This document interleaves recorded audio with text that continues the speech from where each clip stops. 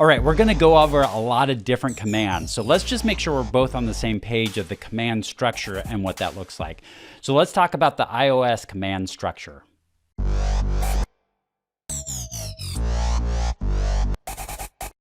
All right, so here, let's look at an example of the ping command. So what you see right here is this first section right here is the prompt that you have. It consists of the name of the device, and we'll learn how to change that later, and the mode that it's in. So in this case right here, where it's the greater than sign, what that's telling us is that we're in the user exec mode.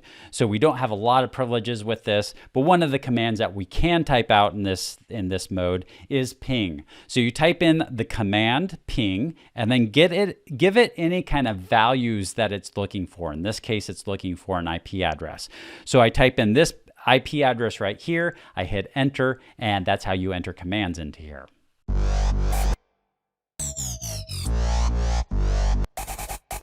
So let's talk a little bit about syntax, because you're going to be taking notes and I'm going to be handing out notes, and so that we need to make sure we're on the same page. And so when you see something that's bold, it's in bold, consider that the command. So the bold part of that is the command. And then you are going to enter in values. And the values is what it's looking for. So in my example with a ping, it's looking for an IP address. So that is the value that you enter in.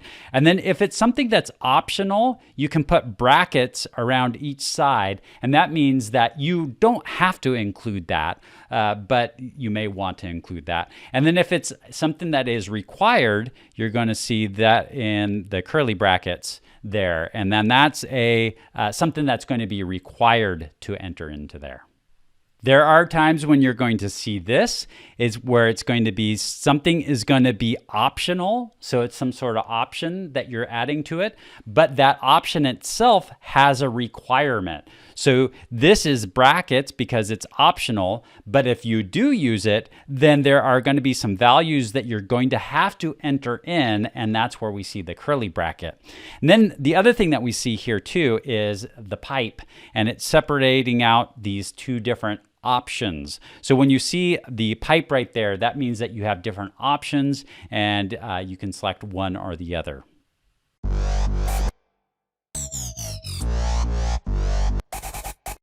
So just a quick few examples. Show MAC address table. So we've got the command there, and then it's looking for the value. In this case right here, we're looking for VLAN 1. So this will show us the MAC address table of VLAN 1.